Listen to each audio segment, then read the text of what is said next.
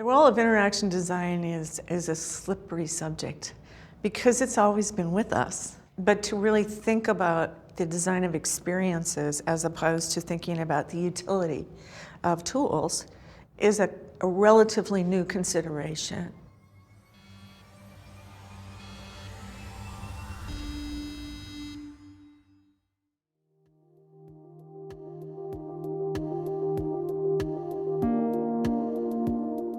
Interaction design is about the craft. It's about making products and artifacts that are easy and joyful to use. And it also is about culture change. It's about values. And this is a thing that I think the best teams bring to their organizations, which is really helping all the team members, regardless of design skill, focus on putting humans, patients, customers, users first. We are in a society where automation and algorithms are taking over lots of decision process. We as designers, we can bring the human point of view into complex systems. And designers, and specifically interaction designers, are in a position where they are enablers of connecting people to people. Thankfully, companies have started to understand that products that are not usable, products that are just built but not with humans in mind, are having trouble having traction. And thankfully we have more and more examples now of products that are good and increase people's capacity to do things and increase the joy that they have in their lives, or at least their experience in general. Since it's becoming easier and easier to produce products, someone in literally the garage guy writing software on his weekends in the basement can actually come up with an app that is almost the same quality or sometimes even higher than multinational companies would produce. So I think that the interaction designers will have to have a role of, let's say, maybe helping sift through what can be built versus what has to be built when it comes to, let's say, what actually people need. Interaction design is becoming integral in leading design domains. Sometime back it was industrial design, which was leading the processes in terms of how the design needs to interact with industry. Now it's the interaction design which is leading how the human has to figure out into the design which is happening around the world. The obvious thing to talk about is to talk about the interfaces kind of going away. So it being less about sitting in front of a desktop computer. There's probably going to be a wider diversity in the modes of interaction. But I think that as designers, still our biggest challenge is always around simplification.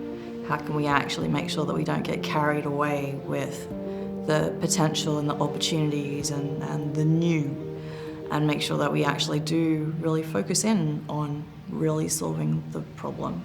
Some of the old challenges are still going to be there in the future, which is designers being brought too late in the game. It says, now that we've built this, can you make it look nice? We need to explain better what we do so that people bring us in the right phase of the project when we can actually make a significant contribution to a project. I work in government. We work predominantly in writing content and making forms, and that's as old as government, I guess, really, isn't it?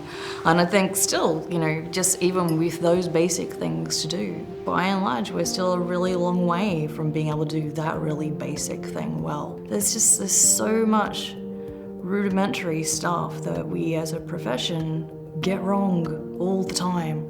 And so, I guess my challenge is how can we increase the level of hygiene so that we can do the basic stuff really well for the full range of people who need to be able to use the things that we're designing. And then once we've done that, then let's kind of get interested in delighting beyond that. Where we need to go as a profession is increasing our cultural competence, not only in the broader global sense of culture, because I think design is becoming much more global than it's been, but also our competence at working inside of the cultures that we're in an organization, trying to figure out how do we leverage the way the organization works and thinks and makes decisions so that we can fit seamlessly into that, as well as how do we shift those values in a conscious way. A lot of us don't necessarily bring the empathy to our coworkers and to that culture change that we bring to the users of our products. It's very easy to say, wow, this person is an obstacle, this person is frustrating me, they're a roadblock to getting things done. And in reality, they're a person who's worried about losing their autonomy or their creativity or their control.